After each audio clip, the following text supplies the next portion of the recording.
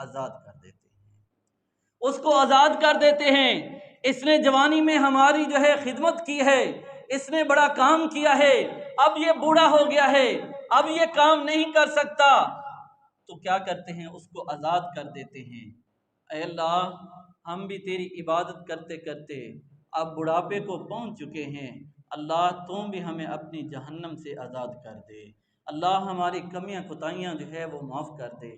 کیونکہ بڑھاپے کی حالت کے اندر اگر بندے نے جوانی میں عبادت کی ہے تو جب بڑھاپا آتا ہے، بڑھاپے کے اندر اللہ تبارک و تعالی اپنے بندے کے اوپر رحم فرماتے ہیں۔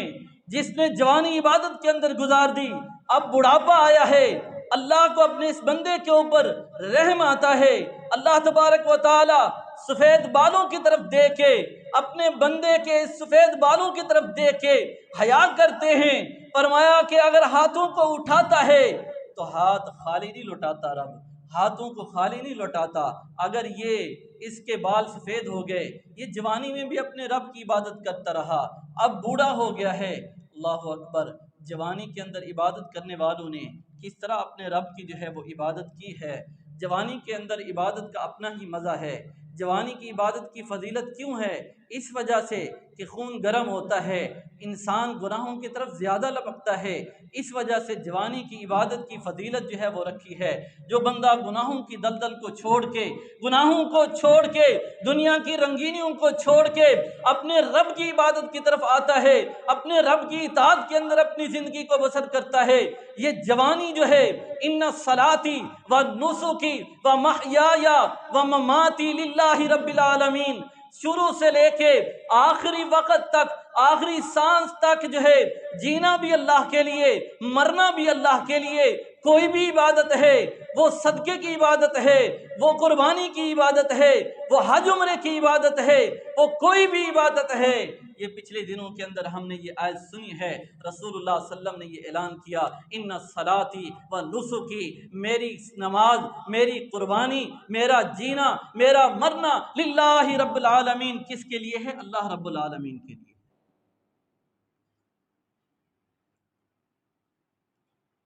اللہ اکبر۔ ایک جوان کو سالبہ جس کا نام ہے، رسول اللہ صلی اللہ علیہ وسلم نے کسی کام کے لیے بھیجا، وہ صحابی گئے، کہتے ہیں کہ جب میں پہنچا تو میں نے دیکھا ایک گھر کے، اس وقت گھر جو ہے وہ دروازے اس طرح ہی ہوتے تھے، کھلے گھر ہوتے تھے، تو کہتے ہیں کہ میں جا رہا تھا تو اندھیری چلی، ہوا چلی، طوفان چلا، تو جس کی وجہ سے اس گھر کا کپڑا ہٹا اور اندر جو ہے ایک عورت نہا رہی تھی، تو میری نظر اس کے اوپر پڑی۔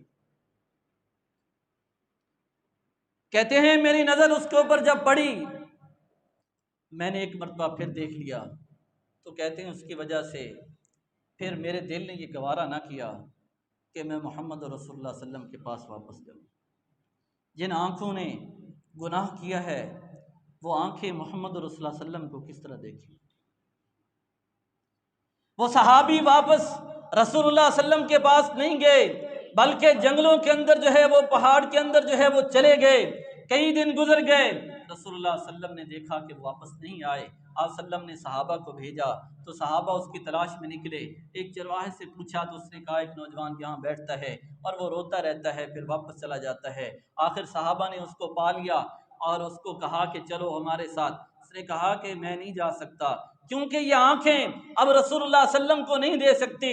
جب اس کو لے کے آ گئے رسول اللہ صلی اللہ علیہ وسلم کے پاس، تو اتنا کمزور اور اتنا نحیف ہو چکا تھا پریشانی کی وجہ سے کہ ایک گناہ ہوا ہے، ایک گناہ ہوا ہے، اور وہ گناہ بھی جو ہے کیسے ہوا، جان بوجھ کے اس نے نہیں کیا، نظر پڑ گئی، پردہ جو ہے وہ ہٹا ہے، طوفان کی وجہ سے، اندھیری کی وجہ سے، ہوا چلی ہے، اس کی نظر پڑ گئی ہے۔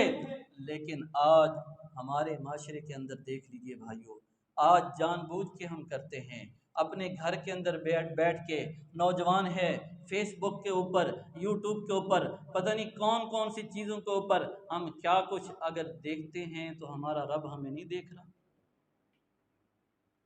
ہمیں پھر بھی پرواہ نہیں ہے، وہ ایک گناہ ہوا اور وہ گناہ جو ہے اس کے جو ہے جان بوجھ کے نہیں ہوا، اب پریشان ہیں، لیکن رسول اللہ صلی اللہ علیہ وسلم کے پاس آئے، آپ صلی اللہ علیہ وسلم نے دیکھا کہ اتنا کمزور اور نحیف ہو چکا ہے، پوچھا کہ ہوا کیا ہے؟ کہا اللہ کے رسول صلی اللہ علیہ وسلم مجھ سے ایسے ایسے گناہ ہو گیا۔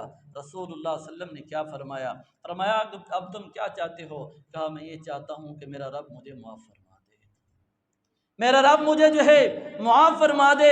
آج ہم ساری رات اگر لگے رہیں، صبح ہم نماز نہیں پڑھتے، توبہ نہیں کرتے، اللہ سے معافی نہیں مانگتے، ہمیں کوئی پریشانی نہیں ہے، پھر ہم کہتے ہیں ہمارے معاملات ایسے ہیں، ہم بڑے پریشان رہتے ہیں، رزق کے اندر، کاروبار کے اندر برکت نہیں ہے، گھر کے اندر سکون نہیں ہے، ذہنی ٹینشن ہے، یہ ہو گیا وہ ہو گیا۔ بھائیو، جب ہم اپنی زندگی کو گناہوں کے اندر لت پت کریں گے، جب اپنے گناہوں کی معافی اپنے رب سے نہیں مانگیں گے، اپنی جوانیاں اسی طرح گزار دیں گے فیس بک اور یوٹیوب کے اوپر، اور یہ چیزیں دیکھ کے اس کے اوپر ہم اپنی زندگیاں گزار دیں گے، اپنے رب کی عبادت نہیں کریں گے، تو پھر ہمیں سکون کہاں سے ملے گا؟ سکون کن چیزوں کے اندر ہے؟ الا بذکر اللہ تطمئن القلوب۔ اگر دلوں کا سکون چاہتے ہیں تو وہ اللہ کے ذکر کے اندر ہے۔ اللہ نے اپنے نبی سے کہا اقیم الصلاۃ لذکری، اے محمد صلی اللہ علیہ وسلم اقیم الصلاۃ، کیا کیجیے؟ نماز قائم کیجیے۔ کس لیے؟ لذکری، میری یاد کے لیے، میری یاد کے لیے نماز قائم کیجیے۔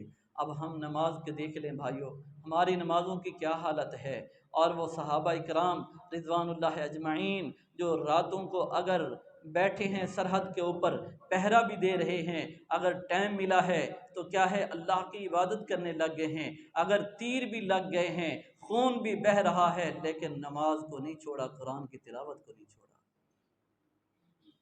آج ہم گھروں کے اندر سکون کی نیند سوتے ہیں، ہمارے پاس دنیا کی ہر آسائش جو ہے ہر چیزیں مہیا ہیں، ہمیں اے سی موجود ہے، گرمیوں کے اندر اے سی ہے، سردیوں کے اندر جو ہے گرم لباس ہمارے پاس اور گرم بستر ہمارے پاس، اور ہمارے پاس رہنے کی جگہیں ایسی ہیں۔